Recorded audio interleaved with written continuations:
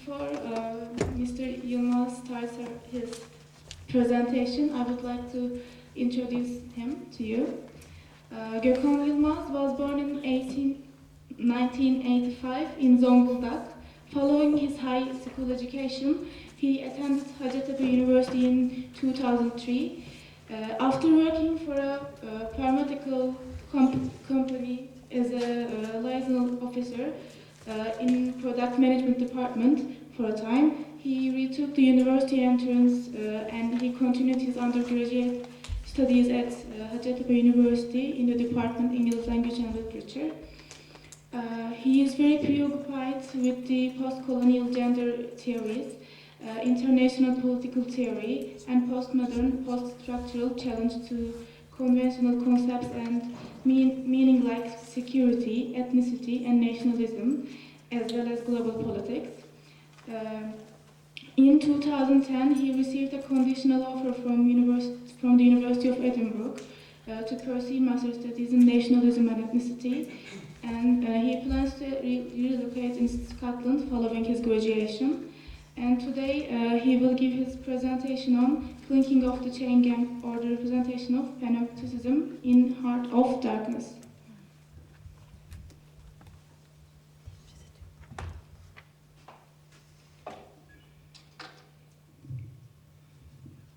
Hello and welcome you all. I would like to thank Bilkent University for this wonderful opportunity for having us here. It's a great pleasure of mine, personally, to be here to deliver my perspective on Michel Foucault and his idea of disciplinary society. I will briefly present my paper, so as not to be that much boring actually. And though the text could be a little bit challenging, I will try to make a summary of it at the end of my presentation, and then I will address your questions if you have any. The Clinking of the Chain Gang was a representation of Panopticism in Heart of Darkness. Michel Foucault breaks the line of contingency of the familiar and the ordinary in the configuration of modern societies for several types. In his History of Sexuality, he narrates the creation of the homosexual, a term actually I don't like because of its medical connotations, as an ontological being in a relatively ordered confessional society of 18th century. According to him, has long lost transparency that it once had. Likewise, Jeremy Bentham's model prison, Panopticism, surpassed the limitation of concrete and steel and becomes a metaphor of a disciplinary society in which a prince is no longer needed, and thanks to the idea of self-discipline created and sustained by the prison, military barracks, workplaces, and school in his Discipline and Punish. In this panoptic society, the surveillance is decentered and the visibility becomes an illusion. The decentered surveillance has practical consequences because it creates an unequal gaze in which the subject could never be sure if they are watched or when. In other words, the subjects could be examined, but they could not look back to their examiner, which makes the occupant always the object of information, never a subject in communication. This paper, my paper, aims to trace the representation of Foucauldian Panopticism in Conrad's Heart of Darkness, with a particular attention to Mahler's first colonial encounter with the chain gang of natives. In addition to prison-like environment, atmosphere, in which the colonial discourses surround the bodies of indigenous people, which is constructed by the panoptic qualities of the curse, as well as the company, for the obsessive fixation of efficiency. I will also try to address the question of the deprived language problem in the text. The implication of the creation of a disciplinary society through panoptic devices in the realm of colonialism could be at first ambiguous to our eyes, which seeks familiarity. Yet, a close examination of the atmosphere which is created and sustained in colonies by the metropolises will be the found line in the understanding of terrific similarity, which in fact yields to a perfect match. The epicenter of this adjunct examination is suppression, oppression, and finally silencing and discipline by both use of the brute force, which is the imposition of punishment directed against the colonial subject, and also the use of disciplinary tools by creation of an unequal observation, and thus the omniscient presence and the anxiety of the idea of punishment among the subjects, which eventually led to a self-discipline of the colonized land collectively as well as individually. For the establishment of this colonial discipline in Heart of Darkness, the representation and the depiction of Kurtz and his influence on the savages require particular attention. The universal genius of the text, an ideal colonizer, and mainly narrated indirectly, Mr. Kurtz is in fact both a constructed entity for the abuse of the land and also the supreme source of anxiety of a possible punishment directed against the natives, which makes him a disciplinary device. Constructed by the whole Europe, Kurtz is the embodiment of the colonial idealization, in which the fixation of efficiency is highly augmented. He is the best agent of the company as he hands more ivory than North. In addition to being the best exploiter, he is also the civilizer who has obscure great plans. Disciplinary effects of Mr. Kurtz toward the brutes emerge from the rise of Kurtz as an epistemological being in terms of discursive practices. In the text, this constructed representation arrives in a sphere in which the adoration and anxiety of a possible punishment among the savages are viewed and juxtaposed. They almost worship him as he participates in unspeakable rites, where sacrifices had been made in his name, yet like the anxiety resulting from a divine punishment, they are also afraid of him severely. This anxiety is in fact amplified, materialized, and ultimately sustained by a horrible scene of punishment. Marlowe learns that what he originally thinks as an ornamental balls on the top of post fence are actually severed hats turned to face the station house. The Russian, a disciple of Kurtz, apologically explained these are the hats of the rebels. These decaying hats of the criminal natives are a clear representation of the cruel colonial taming, but most importantly, it's a call to discipline, as it stands for the prospective consequences of a rebellion in the society. All members of this society are maintained in this fixed, productive, and efficient existence through the panoptic gaze. If a member goes astray, for instance, becomes a rebel or a criminal, the social construct will manipulate the individual back into correct way of existence. And if such a manipulation is not possible, the existence of the rebel is ended, to make an example of it for the others. Yet the most important influence for the panoptic gaze in colonialism is its capacity in creating efficiency, as in the prison-like environment, the docile bodies of the indigenous people, which are now perfectly suitable for the deeds of the colonizer, are forced to embrace a self-discipline in the name of productivity, or else they are again bound to submit the consequences. This taming is, however, achieved both economically and silently, for it is based on a proxy of influence, which does not require direct involvement of brute force initially. Regarding Kurtz's genealogy of mastery in collecting the most ivory in the company certainly rests on his panoptic qualities. Interestingly enough, even Marlowe contributes to this representation of Kurtz, as he reveals that he feels a responsibility for the care of Kurtz's memory, as he has no choice but to remember and continue to talk about the man, which is an apparent allusion to epistemological creation as the making of process of Kurtz as a panoptic device is omniscient and refuses to leave even in his death. In the parts named Torture and Discipline and Punishment, after masterfully constructing the violence and the public torture as a means of penalty by horrific execution of Damiens, who was convinced attempted regicide, Foucault talks about the humanization of punishment before the arrival of prison. Accordingly, public tortures and execution gave way to chain gangs. Now that punishment becomes gentle, not because of the humanitarian reason, but still for the efficient distribution of power onto the convicts, the criminals are punished in the name of public, and thus the state power now becomes the public power. In the way to the prison, thousands of mini theatres of punishment were created in which the convicts' body were put on a display of a ubiquitous, controlled, and effective spectacle. Criminals were forced to work that reflected their crimes, thus repaying the society for their infractions. This will have allowed the public to see the convicts' bodies enacting their punishment and thus to reflect on the crime.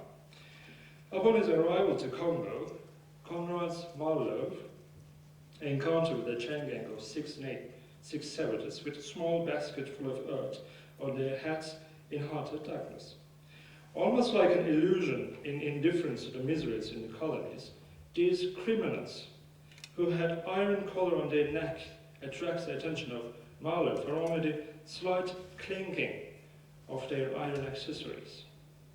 This ghostly figure, or mini theatre of punishment in Foucauldian terms, has no eyes to see as the gang passed Marlowe within 6 inches, without a glance, with that complete death-like indifference. Decentralization of the gaze, in which the observer can see and comment on, and the docile colonist is unable to perform this, creates a representation problem. Marlowe refers to members of the chain gang as criminals, but in the text the offense is not mentioned. However, considering that the infraction is committed against their occupants, the corresponding punishment is performed before them. The chain gang, with its rhythmical clinking, resembling to a machine, undergoes a harsh treatment of colonizer and forced to work by the presence of the armed guards. Now that the punishment becomes more humane at this stage, the punishment of the chain gang of criminals is obviously not as harsh as the punishment of the rebels. Thus it is possible to observe simultaneously different and distinct forms of punishment, which belongs to both to the pre-modern and modern societies, in addition to self-discipline, by the presence of panoptic devices in heart of darkness. Well, I think it's very hard to refer Joseph Conrad as a racist, even though there is a constant fixation of race and color in the text, as it was pointed by Mr. Akibe in his University of Massachusetts lectures in 1975. For it's extremely difficult to separate an acknowledgement from a critique of colonialism and or imperialism or vice versa in Marlowe's frame narrative. However, it is very visible that there is hardly a language spared for the indigenous people of Congo, which eventually contributes to the creation of a prison-like environment. For this deprived language, they are unable to have an access to discourses which surrounds them. They mostly groans in the background, while dying or being beaten harshly as a passive observers. This severe amputation of communication of natives in the text echoes their real prison environment, solitary confinement, precisely, in which the occupant could observe every single move of his subject, yet the subject is unable to communicate with neither the occupant nor with other criminals. In fact, in this open prison, the natives become a subject of a colonial experiment.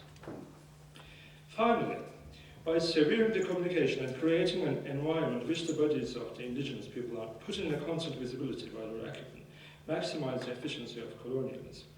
Furthermore, this panopticism guarantees the function of power, even there is no one literally imposing it. In this respect, it functions automatically, eventually, in the heart of darkness. At one point, a point that I actually found very interesting, the madness of Kurt endangers the main things of the system, which operates on efficiency, obviously, but luckily for the company, Kurt dies and becomes a mental concept which is even more powerful than the actual one in terms of discipline of the subject, and thus the system in the text restored itself without a further threat. Moreover, it is highly interesting to consider Conrad's Congo, though never mentioned directly, is being a laboratory of punishment and discipline, which includes both pre-modern and modern means of punishment and discipline. But basically, my argument in my paper is that though the Conrad's Heart of Darkness usually considered to be a critic of colonialism, I consider my text as a post-structuralist when I try to subvert the meanings of the text, and I am borrowing from Michel Foucault's genealogy as an approach and apply it to the Joseph Conrad's Heart of Darkness. And I'm also borrowing this idea of Panopticism, the constant surveillance of a society in order to maximize the efficiency of colonialism. And also there is that language problem. Although in a few times we see the indigenous people are actually talking, but I think we cannot consider it as a real kind of communication, isn't that so? They're mostly ground in the background, as I pointed out in my paper. Now, I would like to address your questions if you have any.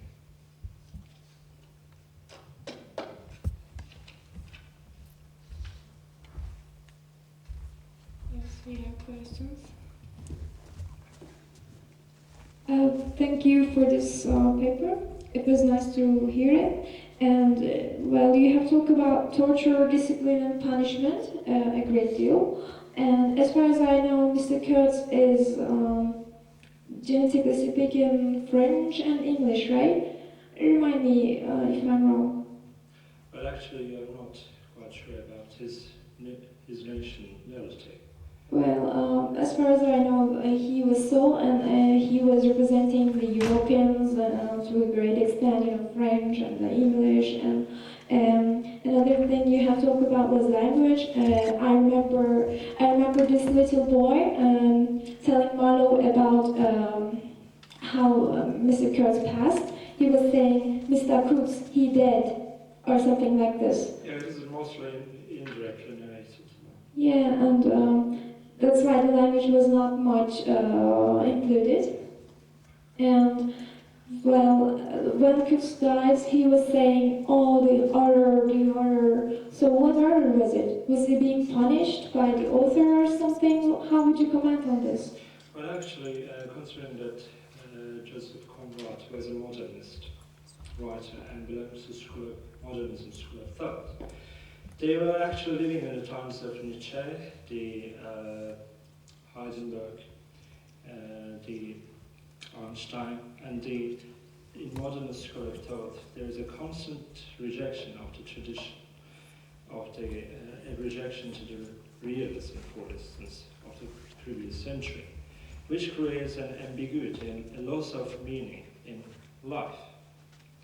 So regarding to that horror image, maybe we could say that the Kurtz has living an epiphany in which he sees himself. In the moment of dying in his deathbed, he becomes that much closer to his own inner self. But yes, we can say that anyway. Thank you then. And there was another question, please. Thank you. As I was listening to your paper, I was really struck by how well it spoke to some of the issues that the previous presenter had addressed. Thank you. And I was especially thinking of the contrast between Robinson as the absolute center of the world, which is so ludicrous that it cannot help but sound satirical. So he was the center of everything, and the one person, and as one person, he could be the single center. Now, when you opened your paper, one of the first things you mentioned about the Panopticon is that it decentralizes power. So to what extent, when we look at Conrad and late 19th century, early 20th century British imperialism. To what extent are we talking about a different kind of imperialism, if indeed its mode is decentralized rather than in the older mode of the single narcissistic point of authority? Well, thank you for your question. I would like to contrast the Robinson Crusoe with Marlowe's friend narrative that. In Robinson Crusoe, we see, as you have mentioned, a single figure, in which the whole atmosphere or the whole discourse is whole intent surrounds in one single person, which is Robinson Crusoe, obviously. The whole world is actually revolves around him. But here, in the modernist tradition, there is that ambiguity in the text, in Joseph Conrad's Heart of Darkness. We have this suspense, this ambiguous language. We can never be sure about whether it is a critique of, for instance, whether it's a critique of colonialism or it's an advertisement of colonialism. So, drawing a timeline about colonialism and its representation in literature, I think we could say that in the previous centuries there is a Eurocentric attitude towards the indigenous people that which are the occupants of the Africa, the Asia, Middle East. But when we come into the following centuries, for instance, the 21st century, we see a decentered one in terms of, sorry, we see a decentered form of authority, because we also encounter with the critique of colonialism itself. In the previous century, though, the colonialism was always and mostly has been ratified in quotation, and most of the time it is advertised. It is seen as a legitimate forms of use of power. But in the beginning of the 21st century, we see a challenge to these ideas, if this is an answer to your question. So, are there any more questions? So, please.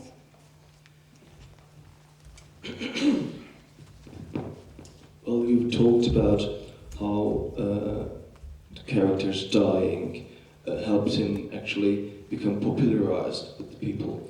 What is your idea about this act of dying and becoming more widely renowned in today's world? How do you think this reflects in modern world, like in politics, for example? Yeah, I think you were mentioning about the coach being a mental concept, Yes. which is a more argumented forms of disciplinary figure in terms of the controlling the whole land collectively and individually. Is that correct? Yes. Okay. Well, I think that's